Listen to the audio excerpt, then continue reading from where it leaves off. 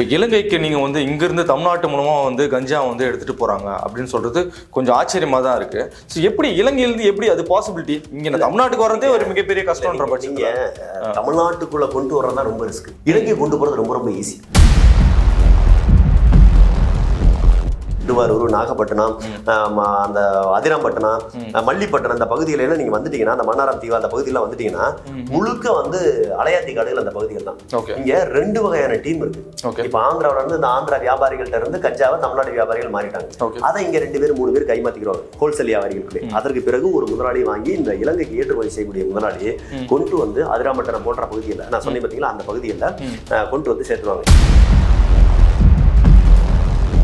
இந்தியாவுடைய கடல் படையும் இந்த தமிழக வனத்துறையினரும் சேர்ந்து இந்த அலையாத்தி காடுகளில் கூட ஒரு சில நேரம் பெயரளவில் அதெல்லாம் முழுசா கண்டுபிடிக்க முடியாது. 110 கிலோமீட்டர் ரிசர்வ் ஃபாரஸ்ட் மாதிரி இருக்கு. நீங்க கூகுள் மேப்ல போய் பாருங்க, அடர் வனம் மாதிரி இருக்கும். ஸோ அது இல்லைன்னா அவங்க அப்பப்போ நடத்துவாங்க. ஆனா எல்லா பேரும் என்ன நினைப்பாங்க, இது வரைக்கும் இலங்கையில இருந்து ஒரு பொருள் வந்து கடத்தல் பொருள் தமிழ்நாட்டுக்கு வந்தாலும், தமிழ்நாட்டில இருந்து இலங்கைக்கு ஒரு பொருள் கொண்டு செல்லப்பட்டாலும் அது வந்து ராமநாதபுரம் மாவட்டம், ராமேஸ்வரம், தங்கச்சிமடம், அக்காமடம் இந்த பகுதியில இருந்து தான் போகுதுன்னு நினைக்கிறேன். அதோட இன்னும் எளிமையாக மிக விரைவாக இது போன்ற பகுதிகளுக்கு, முத்துப்பேட்டை போன்ற பகுதிகளுக்கு, மனோரா போன்ற பகுதிகளுக்கு எல்லாம் கொண்டு வந்து சேர்க்க முடியும். அப்படி கொண்டாடுறதான் இதெல்லாம். இந்த லாட்டிடியூட் லாட்டிடியூட்னு சொல்லுவோம் பார்த்தீங்களா ஆங்கிலத்தில், அது தமிழில் பூமத்திய ரேகை, அச்ச ரேகை, தீர்க்க ரேகைன்னு சொல்லுவோம். அந்த அளவுகளில் சரியான அந்த சேட்டலைட் இதில் கூகுள் மேப் நம்ம எப்படி அனுப்புறோம், அந்த கூகுள் மேப்பில் போய் பார்த்தீங்கன்னா அந்த அளவீடுகள் இருக்கும். அது மாதிரி இவங்க சொல்லிடுவாங்க, இந்த பாயிண்ட்ல நான் இந்த லாட்டிடியூட்ல நான் இருக்கேன், இந்த லாட்டிடியூட்ல நான் இருக்கிறேன் அப்படின்னு சொல்லி அவங்க ஒரு லொகேஷன் அனுப்பிடுவாங்க. எந்த இடத்துல மீட் பண்ண போறோம், கடலுக்குள்ளேயே தண்ணிக்குள்ளேயே எந்த இடத்துல மீட் பண்ண போறோம், தண்ணிக்குள்ளேயே நடக்குது எல்லாம் மொத்தமும், கடலுக்குள்ளேயே நடுக்கடல். அவர் அந்த இலங்கை கரையில இருந்து நடுக்கடலுக்கு வந்துருவாரு. தமிழகத்தினுடைய எல்லை பகுதியில் கடற்கரையில நடுப்பகுதி போயிருவாரு. எந்த இடத்துல சந்திக்க போறோம்ன்ற லாட்டிடியூட கூகுள் மேப் மாதிரி அனுப்பிடுவாங்க. இதை வாட்ஸ்அப்ல பண்ணிடுவாங்க. பொதுவாக வாட்ஸ்அப் வந்து தமிழக அரசாலையோ அல்லது தமிழக காவல்துறையால ட்ரேஸ் பண்ண முடியாது. நீங்க முன்னாடி சொன்னது போல கடல் பகுதியில யாரும் பாத்திர மாட்டாங்களா, இல்ல மீனவர்களோ சும்மா வெக்கேஷன் போறவங்களோ யாரும் பாத்திர மாட்டாங்களா? நான் இப்ப ஏற்கனவே சொன்னேன், எனக்கு இவ்வளவு விவரங்களை கொடுத்ததே ஒரு சில மீனவர்கள் தான் கொடுத்தது. இப்ப அந்த கஞ்சா கடத்திட்டு போகும்போதோ அல்லது வந்து போட்ல கொண்டு போகும்போதோ யாராவது சக மீனவர்கள் பார்த்துட்டாலோ ஒருவேளை தெரிஞ்சிருச்சுன்னா அவங்க கொண்டுருவாங்க. ஏன்னா அவனுக்கு பாதுகாப்பு இல்ல, அவனை கொண்டுருவாங்களா. அதனால இவங்க எல்லாமே இல்லீகல் கண்டு வச்சிருப்பாங்க. சுட்டு கொண்டது மட்டும் இல்லாம பாடியை டிஸ்போஸ் பண்ணிட்டு போறாங்க, யாருக்குமே அதை கண்டுபிடிக்க முடியாது.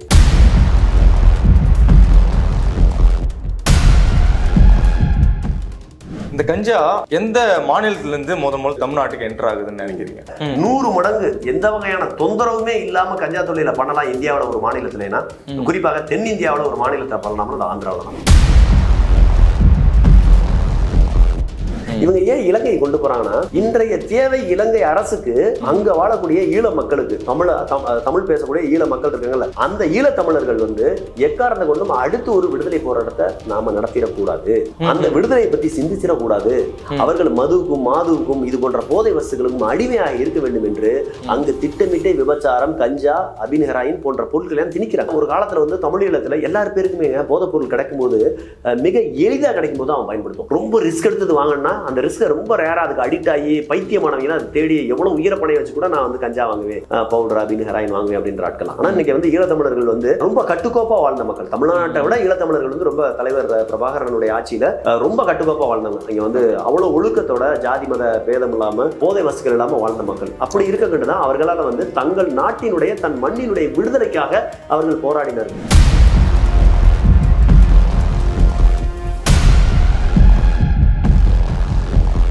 இங்க ஒண்ணு தெரிஞ்சுங்க, ஐயா எடப்பாடி பழனிசாமி தலைமையிலான தமிழக அரசு இருந்தபோது ஐயா ஸ்டாலின் அவர்கள் தமிழகத்தில் சட்டம் ஒழுங்கு கெட்டுவிட்டது, சிறுவர்களுக்கு கூட கஞ்சா எளிதில் கிடைக்கிறது, கஞ்சா கலாச்சாரம் தமிழ்நாடு முழுக்க பரவி விட்டதுன்னு சொல்லிட்டு பேசிட்டே இருந்தார். அதுவும் உண்மை. இப்ப ஐயா முதலமைச்சர் ஸ்டாலின் அவர்கள் வந்து முதலமைச்சரா இருக்கிறாரு, ஐயா எடப்பாடி பழனிசாமி முன்னாள் முதல்வர், இப்ப எதிர்கட்சி தலைவரா இருக்காரு.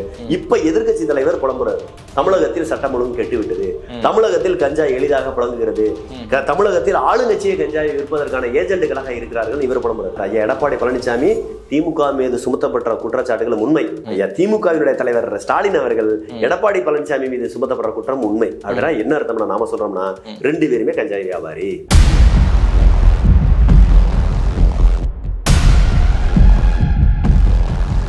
ரகரம் வாய்ஸ் நேயர்களுக்கு வணக்கம். இன்னைக்கு நம்ம கூட நாம் தமிழர் கட்சியை சேர்ந்த மாநில கொள்கை பரப்பு செயலாளர் முனைவர் நத்தம் சிவசங்கர் அவர்கள் நம்ம கூட இணைஞ்சிருக்காரு. அவர்கிட்ட கேட்பதற்கு நிறைய கேள்விகள் இருக்கு, வாங்க கேட்கலாம். சார் வணக்கம். சார் வணக்கம். எப்படி இருக்கீங்க? நல்லா இருக்கேன். Fine sir.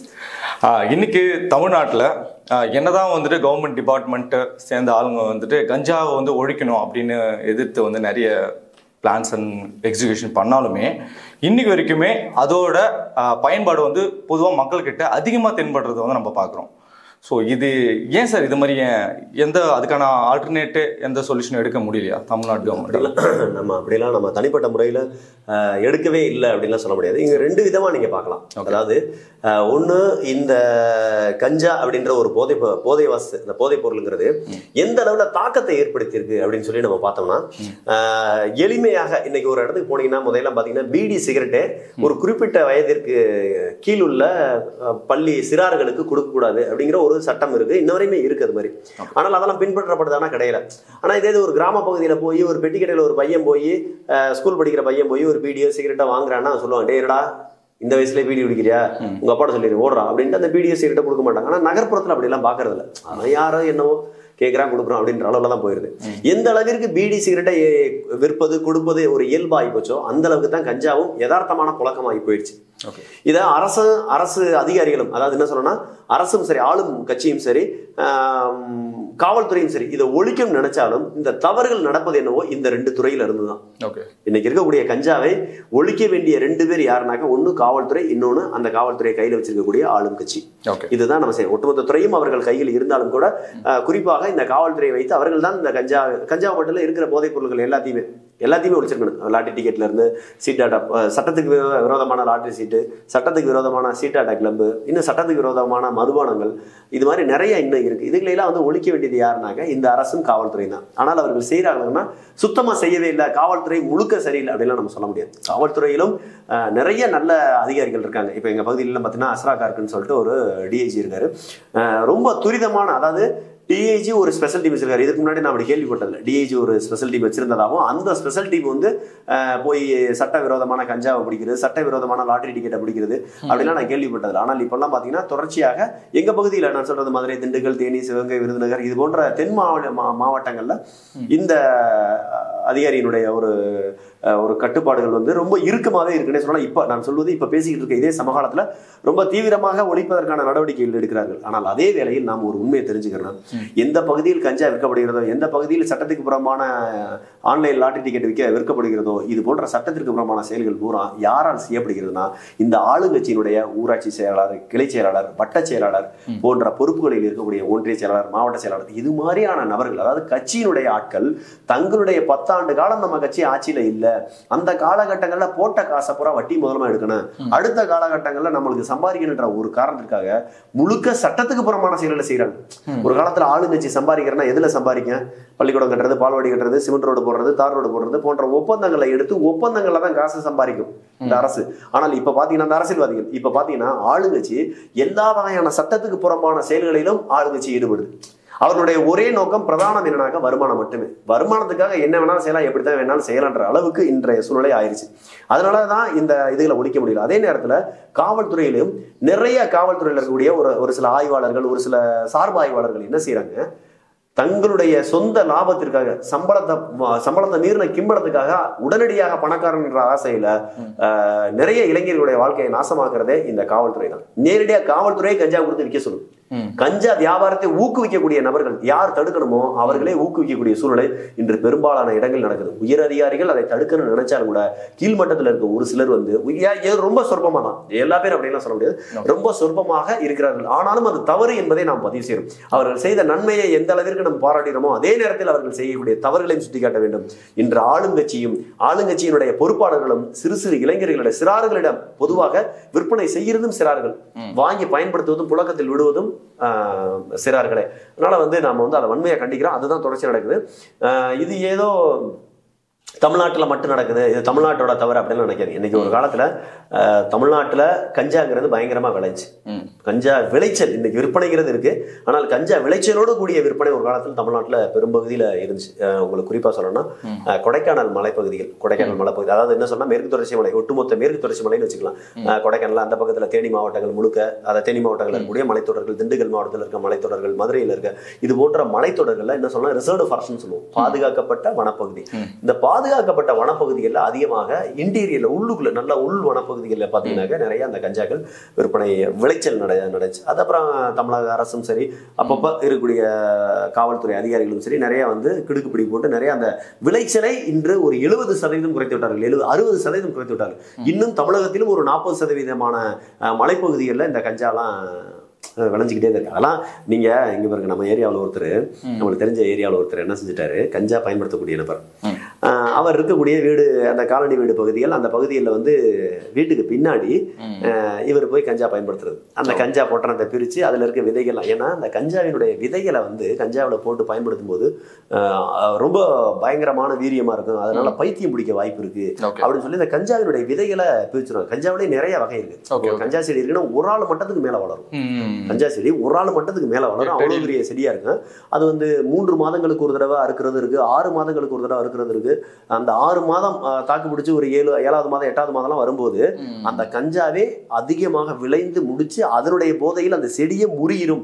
அதாவது யதார்த்தமா கூட முருகலாம், ஆனால் அந்த செடியினுடைய போதையில் செடியே முறிகிருச்சு அப்படின்ற ஒரு வகையான ஓமைப்படுத்தி தான் பேசுவாங்க கிராம பகுதியில். அப்படி இருக்கு அந்த செடிகள். அந்த மாதிரி 6 மாதம் 7 மாதத்திற்கு மேல விளைந்த செடிகள் வந்து ஒரு நல்ல பயங்கரமான காஸ்ட்ல தான் ஃபர்ஸ்ட் குவாலிட்டி.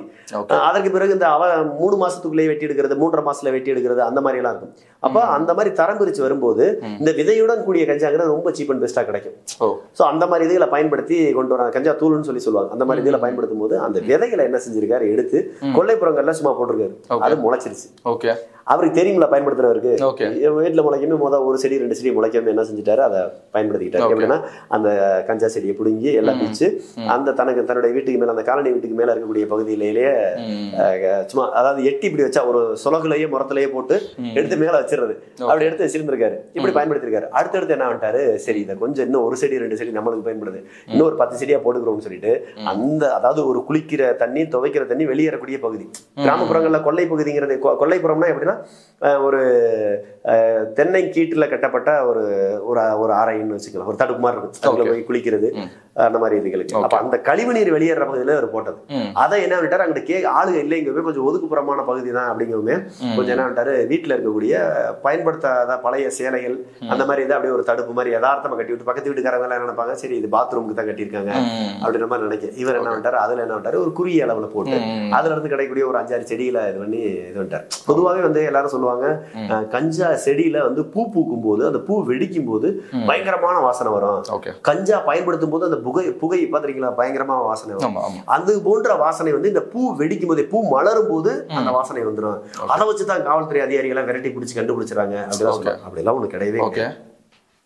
கஞ்சா வளர்க்குறான்னு சொல்லிட்டு பக்கத்துல இருக்கவே யாராவது போட்டு கொடுத்தா தான், இன்ஃபார்மர் இருந்து உள்ளுக்குள்ளேயே உள்ளாள் இருந்து போட்டு கொடுத்தா தான் கஞ்சா வருவதையும் சரி, கஞ்சா உற்பத்தி செய்வதையும் சரி, அல்லது அந்த கஞ்சாவை தரம் பிரிக்கும் இடமா இருந்தாலும் சரி, எந்த இடமாக இருந்தாலும் உள்ளுக்குள்ள ஒரு உளவாளி இருந்து சொல்லி கொடுத்தா தானே தவிர, ஆனா சந்தேகத்தின் பேர்ல காவல்துறை போய் பார்த்து அந்த நபர் வந்து கஞ்சா விற்கக்கூடிய நபரியா, அந்த நபருக்கு வந்து போக்குவரத்து இங்க இருக்கு, ஒரு வேளை இருக்கலாம்னு சந்தேகப்பட்டு போய் அந்த மாதிரி பிடிச்சா தானே தவிர. ஆனா அந்த தேனி மாவட்டத்துல மோப்ப நாய்களை வச்சுதான் நாங்க கண்டுபிடிச்சோம். மோப்ப நாய்களை வச்சு கண்டுபிடிக்க முடியும், அதான் சொல்றேன். அதாவது மோப்ப நாய்களை வச்சுனா எப்படின்னா, வனத்துறையும் காவல்துறையும் கூட்டாக சேர்ந்து ஒரு எப்பவுமே ஒரு புள்ளி விவரம் வச்சிருப்பாங்க.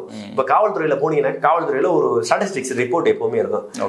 அந்த காவல் நிலையத்துக்கு எல்லையில இருக்கக்கூடிய பகுதியில எந்தெந்த பகுதியில வந்து குற்றச்சம்பவங்கள் அதிகமாக நடக்கும், எந்தெந்த பகுதியில வந்து சட்டத்துக்கு புறமான கஞ்சா இந்த மாதிரி பொருட்கள் விளையும் அப்படிங்கிறது ஒரு புள்ளி விவரம். இது போது வன்கொடுமை சம்பவங்கள் எந்த பகுதியில் நடக்கும், குழந்தை திருமணம் எந்த பகுதியில் நடக்கும், எந்த பகுதியில வந்து திருவிழாவின் போது அங்க நடக்கக்கூடிய கலை நிகழ்ச்சியில சண்டை வரும் அப்படின்ற வரை எல்லா வகையான புள்ளி விவரமும் காவல் நிலையத்துல இருக்கு. அந்த புள்ளி விவரங்களின் அடிப்படையில் என்ன செய்வாங்கன்னா, காவல்துறை வனத்துறை எல்லாம் இணைஞ்சு ஒரு 3 மாதத்திற்கு ஒருக்க 6 மாதத்திற்கு ஒருக்க நாம வந்து வனப்பகுதியில் கூட ஒரு ரோந்து போவோம் அப்படின்னு சொல்லிட்டு போவாங்க. இப்ப நீங்க இவங்க இருக்காங்கல்ல, இது நம்ம இதை பேசும்போதே இந்த அலையாத்தி காடுகள்லாம் சொல்லுவோம் பாத்தீங்களா, அலையாத்தி காடுகள் கேள்விப்பட்டீங்களா?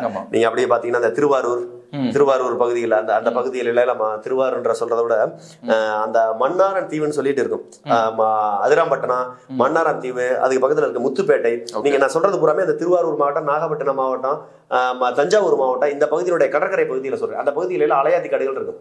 பொதுவாகவே நாம என்ன சொல்லுவாங்கன்னா, அலையாத்தி காடுனாலே ரொம்ப பயங்கரமான அலையாத்தி காடு எதுனாக்க சிதம்பரத்துக்கு பக்கத்துல இருக்கக்கூடிய பிச்சாவரம் அலையாத்தி காடு தான் இருக்கிறதுல பயங்கரமான அலையாத்தி காடு அப்படிமா. அது ரொம்ப ஒரு 10 கிலோமீட்டர் சுற்றுலாவில் தான் அந்த அலையாத்தி காடுகள் இருக்கும். அலையாத்தி காடுகள்னா என்னன்னா, கடல் பரப்புல கடல் நீரும் தரையும் இருக்கக்கூடிய இடங்கள், ஆழமான கடல் பகுதி இல்லாம கரையோரங்கள்ல ஒரு குறிப்பிட்ட ஒரு ஆள் மட்டத்தில் இருக்கக்கூடிய தண்ணிகள் இருக்கக்கூடிய ஏரியாவில் ஒரு வகையான மரம், அது வந்து மரம் தான், ஆனால் வந்து கொஞ்சம் தண்ணீர்ல எல்லாம் விலகி கொடுக்கக்கூடிய மரங்களாக இருக்கும். அந்த மாதிரி தண்ணியில மிதந்துகிட்டு கீழே, அதாவது தண்ணியில மிதந்துகிட்டு இருக்க மாதிரி இருக்கக்கூடிய ஒரு வகையான காடு.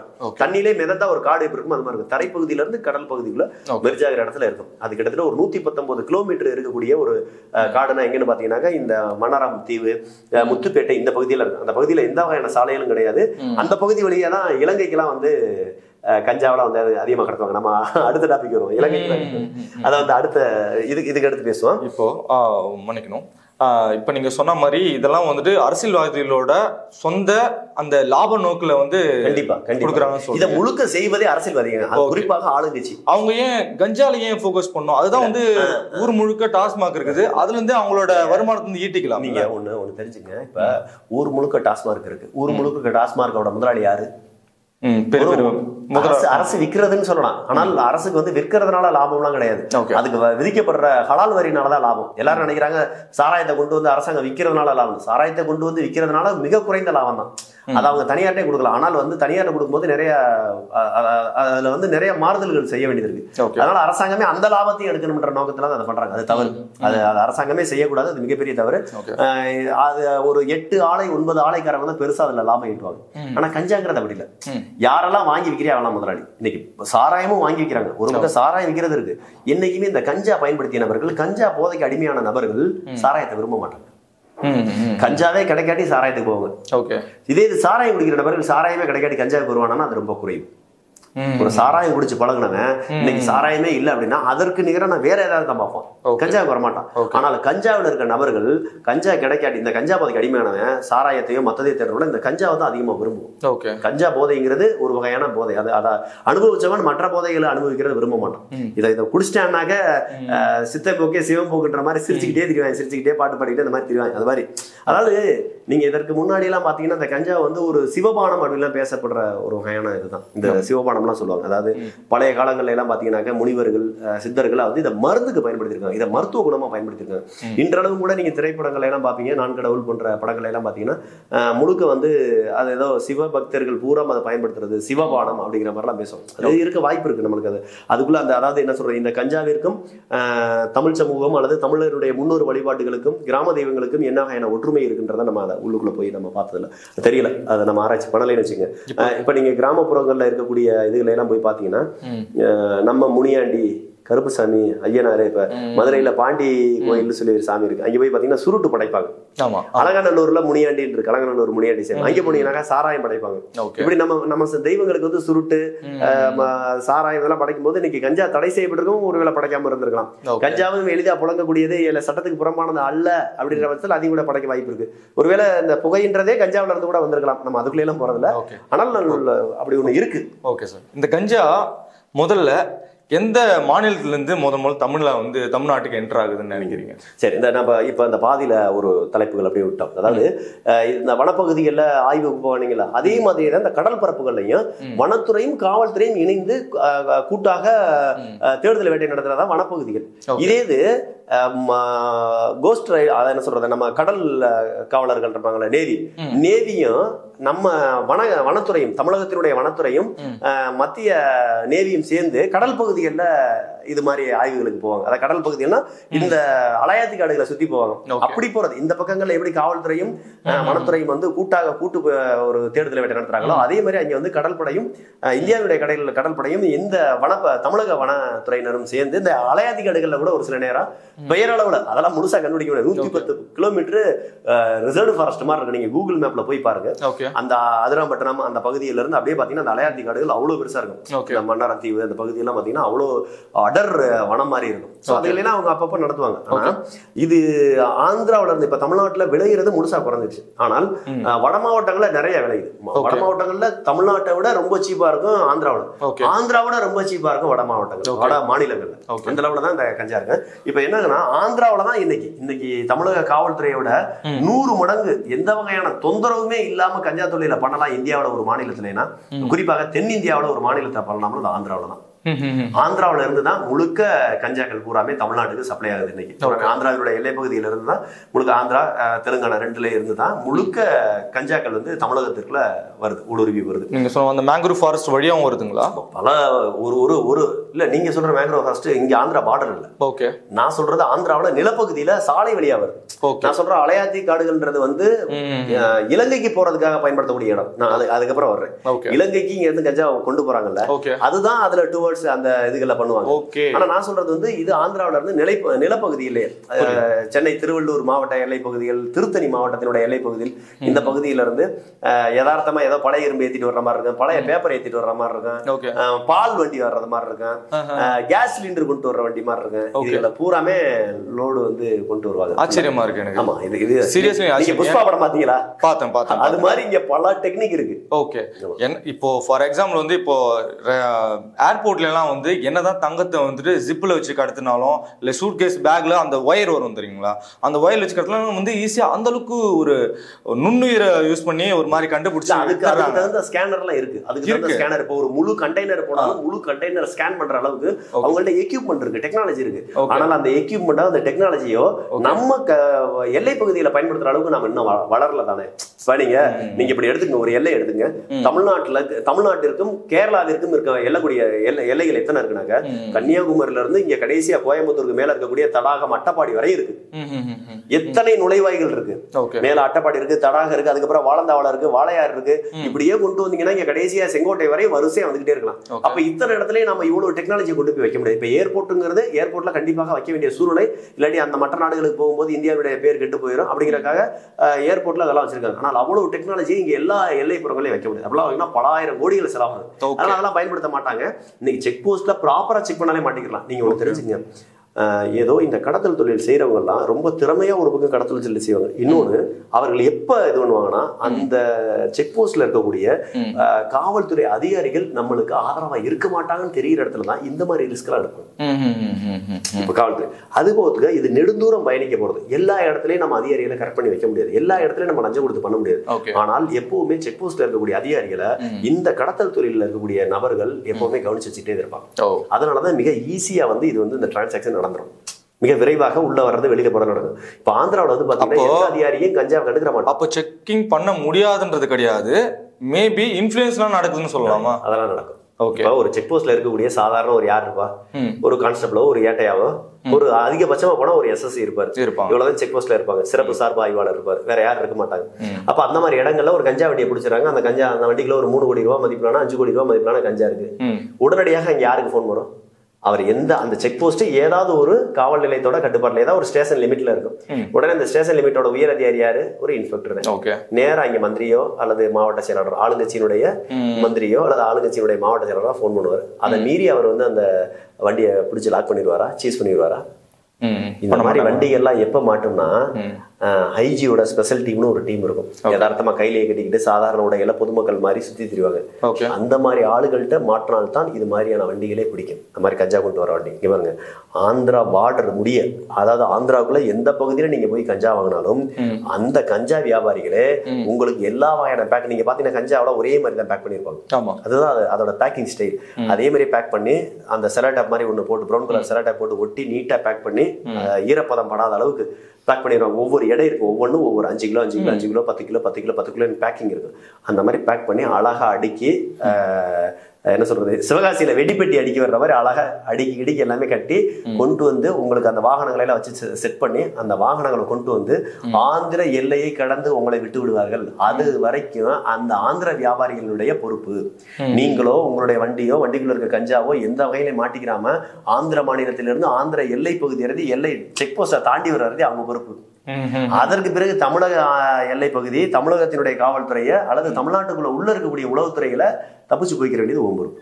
இங்க அங்கிருந்து யார் இந்த கஞ்சாவை வாங்குறாங்களோ அவங்களோட ஆமா இங்க தமிழக வியாபாரிகளோட அது பொறுப்பு. அங்க இருந்து அதை கொண்டு வந்துருவாங்க.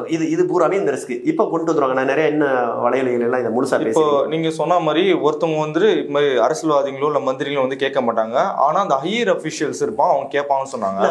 ஹையர் அபிஷியல்ஸ்னா ஸ்பெஷல் டீம்னு இருப்பாங்க. ஓகே. அதாவது எங்கேயாவது 110 அதிகாரி நல்லவங்க இருந்துருவாங்க. Okay okay. அந்த மாதிரி இருந்தவங்க பிடிச்சிருவாங்க. அவர்களும் வேற வழி இல்லாம ஒரு சில இடங்கள்ல அவங்களும் அதிகாரத்திற்கு பணிஞ்சு போக வேண்டிய சூழல் இருந்தாலும் பெருவாரி அதை தடுக்கிறதுக்கு முயற்சி செய்வாங்க. அந்த ஸ்பெஷல் டீம்ல அதான் செய்வாங்க.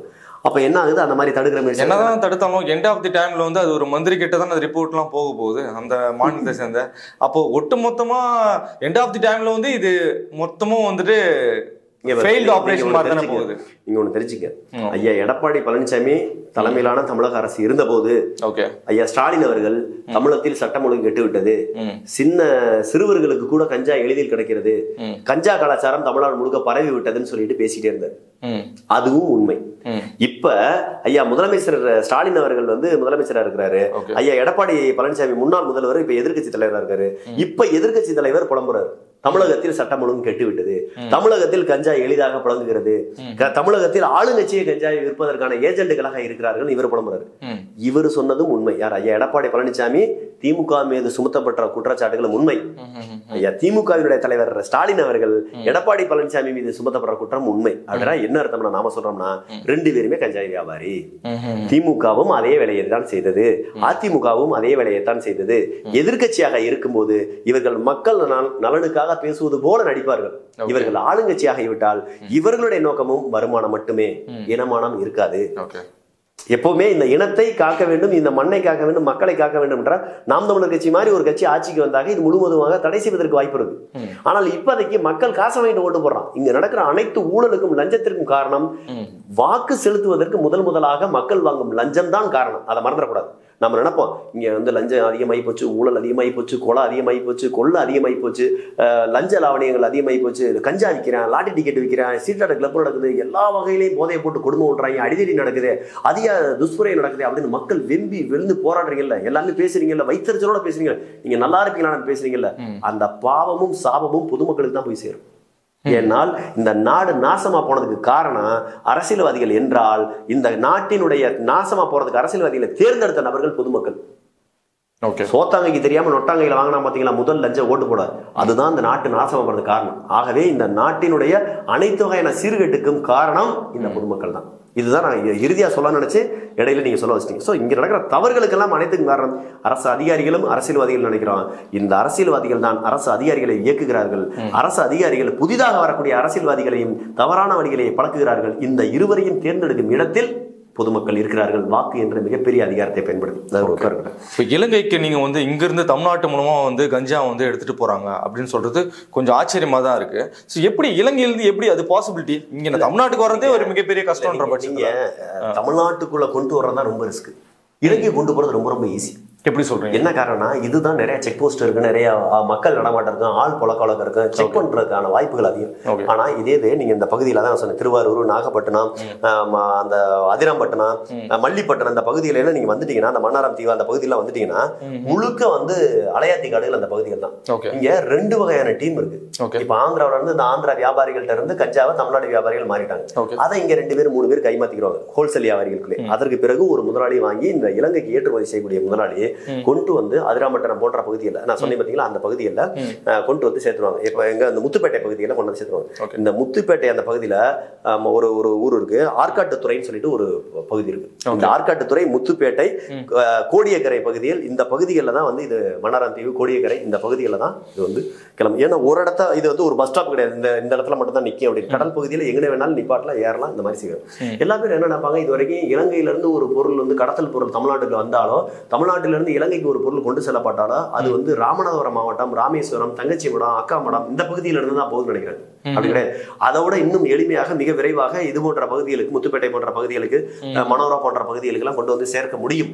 அப்படி கொண்டாடுறதான் இதெல்லாம். இப்ப என்ன செய்வாங்க, இங்க எப்படி ஆந்திரா பார்டர் எழுதி ஒருத்தர் வந்தாரோ, தமிழ்நாட்டுல இருந்து தமிழ்நாடு பார்டர் எழுதி ஒருத்தர் போனாரோ, இதே மாதிரி இலங்கையிலிருந்து இந்த கடத்தல் கும்பல், அங்க இருக்கக்கூடிய கடத்தல் கும்பல் நேரடியாக இந்த லாட்டிடியூட் லாட்டிடியூட்னு சொல்லுவோம் பாத்தீங்களா ஆங்கிலத்துல, அது தமிழ்ல பூமத்திய ரேகை, அச்சு ரேகை, தீர்க்க ரேகைன்னு சொல்லுவோம். அந்த அளவுகள்ல சரியான அந்த சேட்டலைட் இதுல கூகுள் மேப் நம்ம எப்படி அனுப்புறோம், அந்த கூகுள் மேப்ல போய் பாத்தீங்கன்னா அந்த அளவீடுகள் இருக்கும். அது மாதிரி இவங்க சொல்லிடுவாங்க, இந்த பாயிண்ட்ல நான் இந்த லாஞ்சிடியூட்ல நான் இருக்கேன், இந்த லாட்டிடியூட்ல நான் இருக்கிறேன் அப்படின்னு சொல்லி அவங்க ஒரு லொகேஷன் அனுப்பிடுவாங்க. எந்த இடத்துல மீட் பண்ண போறோம், கடலுக்குள்ளேயே தண்ணிக்குள்ளேயே எந்த இடத்துல மீட் பண்ண போறோம், தண்ணிக்குள்ளேயே நடக்குது எல்லாம் மொத்தமும், கடலுக்குள்ளேயே நடுக்கடல். அவர் அந்த இலங்கை கரையில இருந்து நடுக்கடலுக்கு வந்துருவாரு.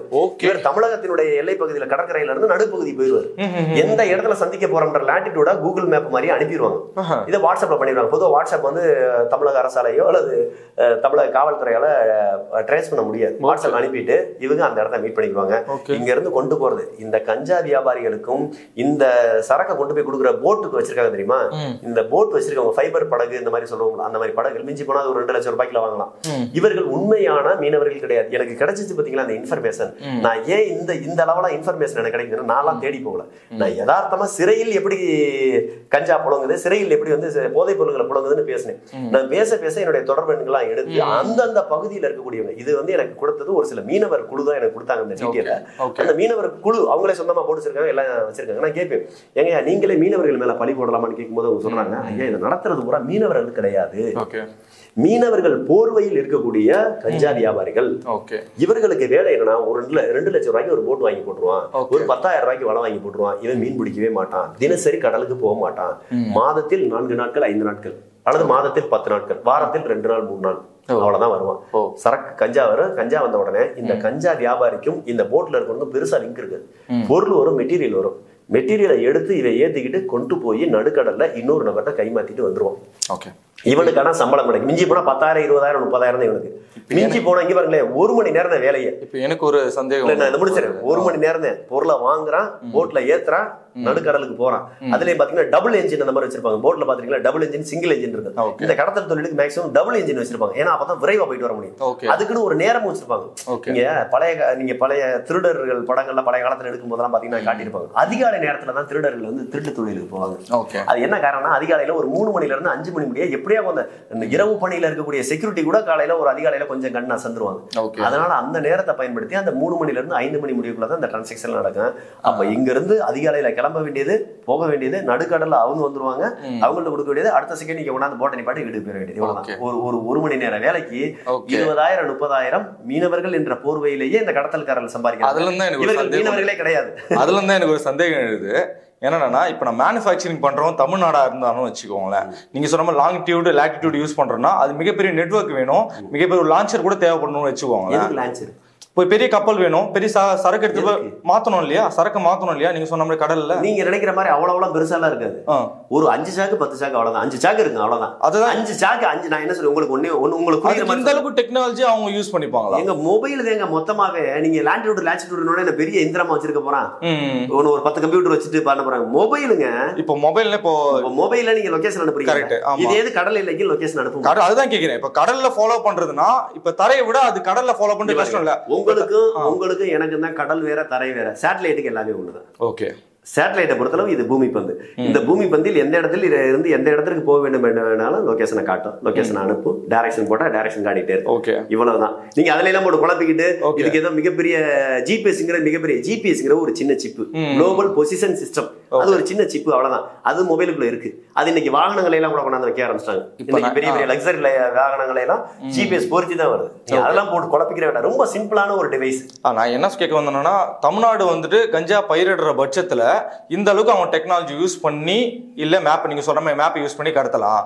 ஆனா இங்க தமிழ்நாடு ஆந்திரால இருந்து தமிழ்நாட்டுக்கு வரதே பெரிய கஷ்டம். அதுக்கப்புறமா இந்த பார்டருக்கு போயிட்டு இங்க இருந்து எப்படி எனக்கு கொஞ்சம் அளவு தான் கடத்த முடியும் அப்படிங்கிறது பொதுவான கணிப்பா இருக்குது. இல்ல கொஞ்சம் அளவுலாம் இல்லையே.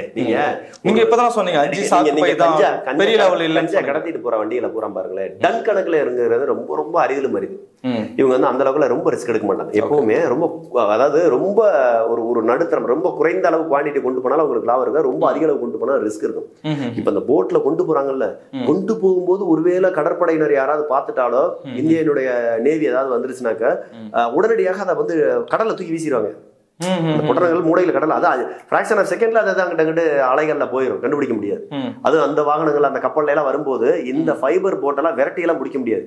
இந்தியன் நேவியோட கப்பல் இந்த ஃபைபர் போட்டை விரட்டி பிடிக்க முடியாது. ஏன்னா அதோட பல மடங்கு ஸ்பீடா போகுது, அளவிலும் சிறியது, மிக விரைவாக ஸ்பீடா போயிடும். இன்னொன்னு கடற்கரை ஓர தருதி இது போய் நின்றும்.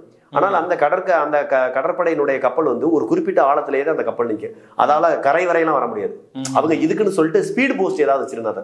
அதாவது ஸ்பீட் போஸ்ட்ங்கிற ஸ்பீட் போட்டு அவங்க கடற்படையினரே ஸ்பீட் போட்ல வருவாங்க. அதுல பெரும்பாலும் வர்றதில்லை, பெரிய கப்பல்ல தான் வருவாங்க. பெரிய கப்பல் ரொம்ப பெருசு இல்லை. இந்த லான்ச்சர் அந்த ஸ்பீட் போட்டை விட கொஞ்சம் ஒரு 10 ஸ்பீட் போட் சேர்ந்தா எப்படி இருக்குமோ அவ்வளவு இருக்கும். இது எல்லாமே அவங்க சொன்னா நான் ஸ்பீட் போட் பார்த்துருக்கேன், அதிலே பயணிச்சிருக்கேன். ஆனால் வந்து பெரிய பெரிய கப்பல்கள் நம்ம பயணிச்சதில்லை, பார்த்ததில்லை.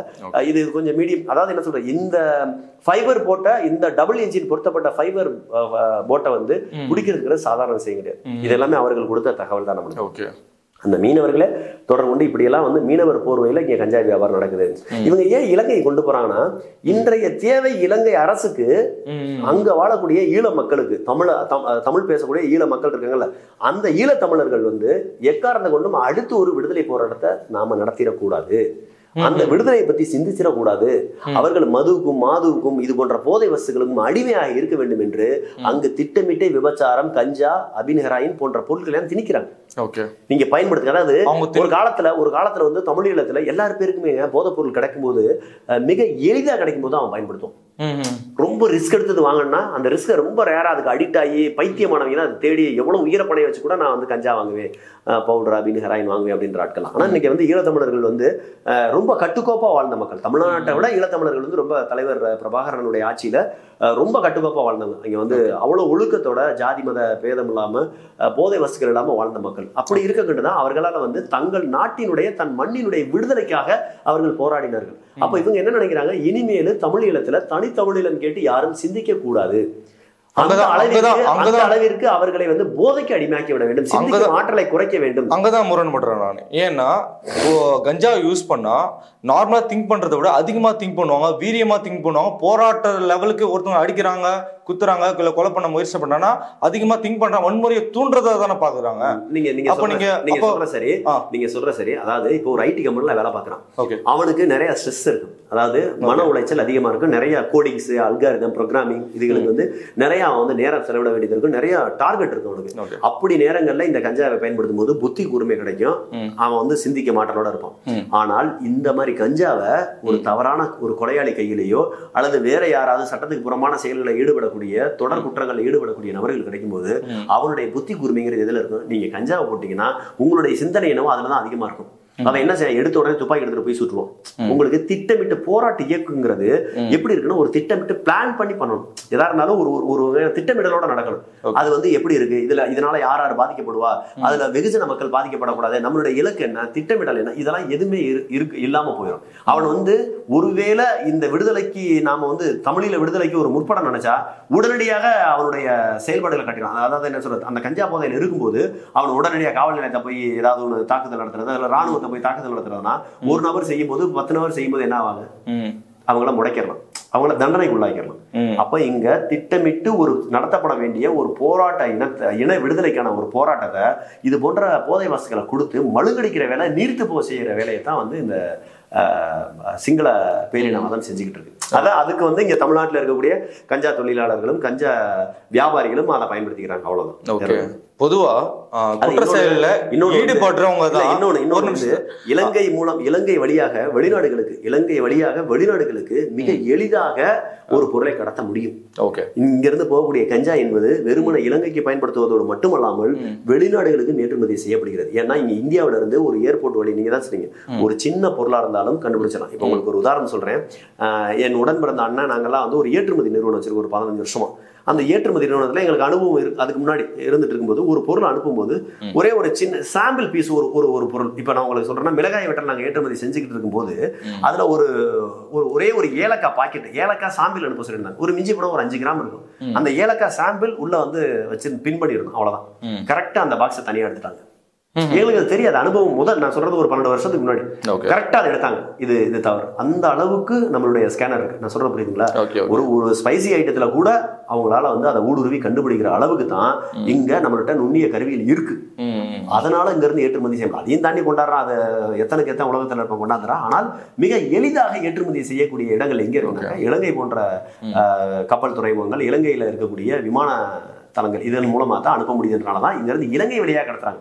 இன்னும் நீங்க இன்னொன்னு பாத்தீங்கன்னா, இந்தியாவினுடைய பொருளாதாரத்தை சீரழிக்கிறதுக்காக கள்ள நோட்டுகள் புழக்கத்துல தமிழ்நாட்டுல இந்தியாவில் அதிகமா இருக்கும் பாத்தீங்களா? இப்ப கொஞ்சம் ரொம்ப குறைஞ்சிருச்சு. அந்த கள்ள நோட்டுகள் நீங்க நினைக்கிற மாதிரி சிவகாசியிலேயோ தமிழ்நாட்டிலேயோ அல்லது இந்தியாவிலேயோ அச்சிடப்படுறது கிடையாது.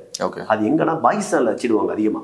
பாகிஸ்தான் இந்தியாவின் மீது தொடுக்கக்கூடிய போர் வகைகள்ல இந்த கள்ள நோட்டுகளும் ஒரு வகை. அதுக்கு பேர் பிகே நோட்டுன்னு சொல்லுவாங்க. பாகிஸ்தானை பிகே நோட்டு அப்படின்னா என்னன்னா, பிகே நோட்டு நல்ல குவாலிட்டியா இருக்கும், இந்திய அரசாங்கம் தயார் செய்யற ரூபாய் நோட்டுகள் மாதிரியே டிட்டோவா இருக்கும்.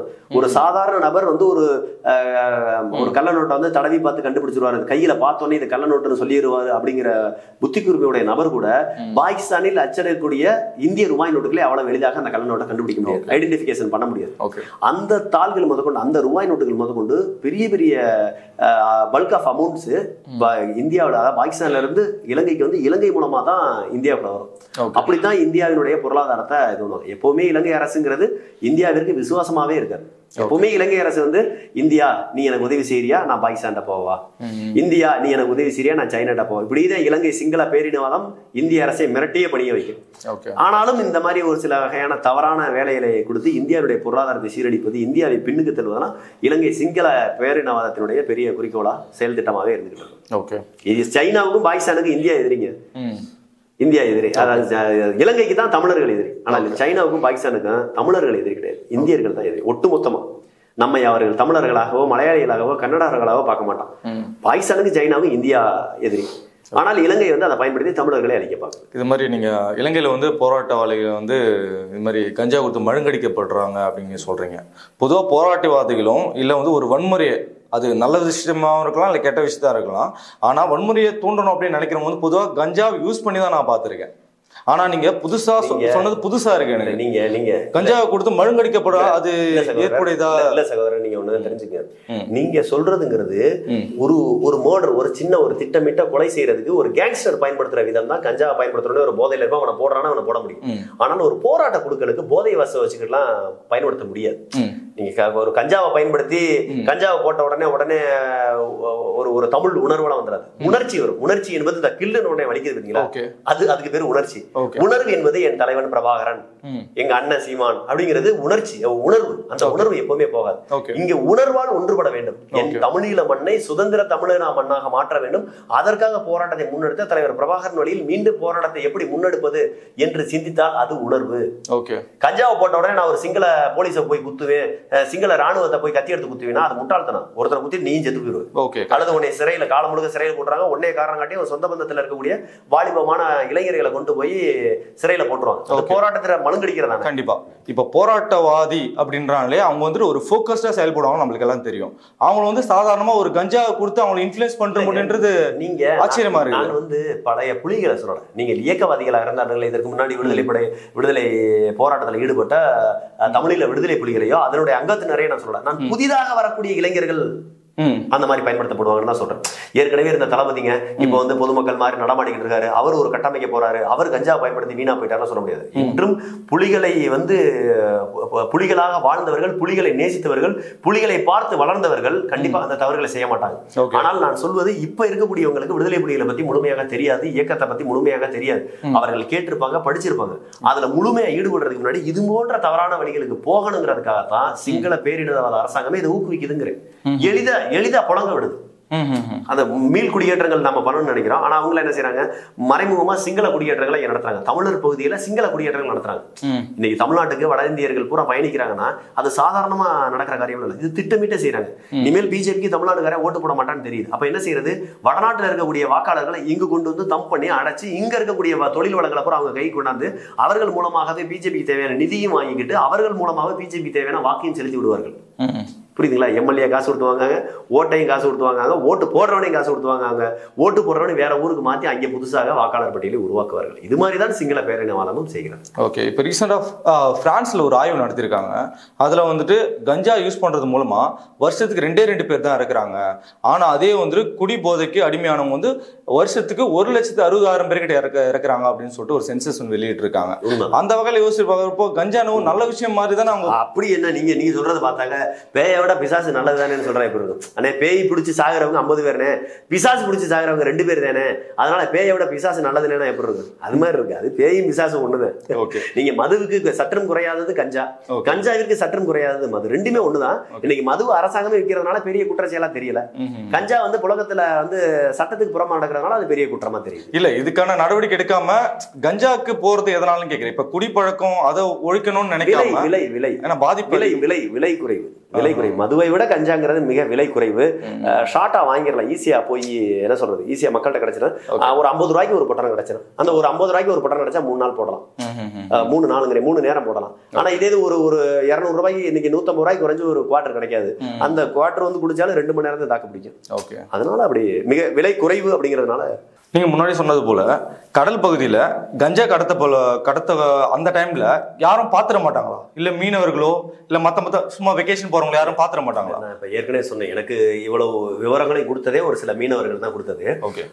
அதெல்லாம் அவங்க பாதிக்கப்பட்டிருக்காங்க. எப்படின்னா, இப்ப அந்த கஞ்சா கடத்திட்டு போகும்போதோ அல்லது வந்து போட்ல கொண்டு போகும்போதோ யாராவது சக மீனவர்கள் பார்த்துட்டாலோ அல்லது வந்து பொதுமக்கள் பார்த்துட்டோம், பொதுமக்களே யாராவது, ஏன்னா இவங்களே ரொம்ப ஒரு ஒரு ரொம்ப கவனத்தோட தான் இந்த வேலையில செய்வாங்க. ஒருவேளை தெரிஞ்சிருச்சுன்னா அவங்களை கொண்டுருவாங்க. நிஜமா? இப்ப நீங்க போட் எடுத்துட்டு போறீங்க எல்லாம் பண்றீங்க, இவங்க கஞ்சா தான் கொண்டு போறாங்க, ஏன்னா அவனுக்கு பாதுகாப்பு இல்ல, அவனை கொண்டுருவாங்கல்ல. அதனால இவங்க எல்லாமே இல்லீகல் கன்னு வச்சிருப்பாங்க. இல்லீகலா கன்னு துப்பாக்கியில் வச்சிருப்பாங்க. ஒருவேளை கஞ்சா கொண்டு போற இந்த போட்டை சக மீனவர்கள் யாராவது பார்த்து இது கஞ்சாதேன்னு உறுதியா அவங்களுக்கு தெரிஞ்சா அவங்க சுட்டு கொண்டுருவாங்க. இந்த மாதிரி பல சுட்டு கொண்டது மட்டும் இல்லாம பாடியை டிஸ்போஸ் பண்ணிட்டு போயிடுவாங்க. யாருக்குமே அதை கண்டுபிடிக்க முடியாது. அந்த அளவுக்கு பண்ணி விட்டு போயிடுவாங்க. அதன் காரணமா தான் நிறைய மீனவர்கள் வந்து பேச மாட்டாங்க. கடல்ல வந்து மீன் பிடிக்க போனாலும் திரும்பி நிறைய பேர் வரலன்றது வந்து ஹிஸ்டரிக்கா அது நம்ம தெரியல எப்படி பண்றாங்க, அது அப்படி காணா போனாங்களா என்னன்றது தெரியல. ஆனால் நம்ம விசாரிக்கும் போது ஒரு மீனவன் இன்னொரு ஒரு போட்ல கஞ்சாவோ இல்ல வேற ஏதோ கடத்தல் பொருள் போகுது, அந்த நபர் சக மீனவர் கிடையாது, மீனவர் போரையில இருக்கிறவர், இவர் ரெகுலரா மீனவர் வரமாட்டாரு, மீன் பிடிக்க வரமாட்டாரு. இப்ப காவல்துறையே ஒரு புள்ளி விவர கணக்கு எடுத்துக்கிட்டு இருக்கு அந்த பகுதியில். எப்படின்னா, தினசரி யாரு போட் எடுத்துட்டு மீன் பிடிக்க போறான், தினசரி யார் மீன் பிடிச்சு கொண்டாந்து விற்கிறா, அந்த மீனை எங்க விற்கிறாங்க, இவர்கள் உண்மையான மீனவர்கள் தானா, இவர்களுக்கு வேற எதுவும் தொழில் இருக்கா, இவர்கள் பிழைப்புக்காக மீன் பிடிக்கிறாங்களா, அல்லது வந்து பொழுதுபோக்கு மீன் பிடிக்க வர்ற மாதிரி வந்துட்டு கஞ்சா வியாபாரத்துல ஈடுபடுறாங்களா அப்படின்றதெல்லாம் வந்து மீனவர்கள்லயே இருக்கக்கூடியவங்களோ ஹானஸ்டா இருக்கக்கூடிய ஒரு சில நபர்களை வந்து எடுத்து அதை வந்து புள்ளி விவரங்களை சேமிச்சுக்கிட்டு இருக்கதாகவும் இதே சக தோழர்கள் சொன்னாங்க. Okay sir. சரி, இதுக்கான தடுக்கும் வழிமுறை என்னன்னா இது வரைக்கும் இதெல்லாம் விட்டுருவோம். தடுக்கும் வழிமுறை நான் தான் திரும்ப சொல்லிட்டேன். இங்க நடக்கக்கூடிய அனைத்து வகையான ஊழலுக்கும் லஞ்சத்திற்கும் தவறுகளுக்கும் கொலைக்கும் கொள்ளைக்கும் போதை வசதிகளுக்கும் அனைத்திற்கும் காரணம் இங்க இருக்கக்கூடிய 50 ஆண்டுகள் 60 ஆண்டுகளாக ஆட்சி செய்த ஆளும் கட்சி திராவிட கட்சிகள், இந்திய தேசிய கட்சிகள் தான். இன்னும் இதை முற்றிலும் நீங்க ஒழிக்கணும்னா ஒரே ஒரு வழி, ஆட்சி அதிகாரத்தை புதிய ஒரு இளைஞர்கள் கையில ஒப்படைங்க. நல்ல திட்டமிடலோடு இருக்கக்கூடிய நாம் தமிழர் கட்சியில ஆட்சி அதிகாரத்தை ஒப்படைங்க. நீங்க தனியா செக் போஸ்ட் போடணும், அதை பண்ணணும், இதை பண்ணணும், இது எல்லாமே இருக்கு, செயல்படுதா அவ்வளவுதான் விஷயம். எல்லா வகையான சட்டத்திட்டங்களும் இருக்கு, எல்லா வகையான சட்டத்திட்டங்களும் சரியாக முறையில் இருக்கு, அதுல மாற்றுக்கிறது இல்லை. ஆனால் சட்டத்திட்டங்கள் நடைமுறைப்படுத்தப்படவில்லை. காரணம், நடைமுறைப்படுத்த வேண்டிய நபர்களே சட்டத்தை மீறி சட்டத்திற்கு புறம்பான தொழில்களை செய்கிறார்கள். இதற்கான ஒரே தீர்வு நாம் தமிழர் கட்சியும் அண்ணன் சீமானும் நாம் தமிழர் கட்சியினுடைய ஆட்சியும் தான். நன்றி, வணக்கம். நாம் தமிழர்.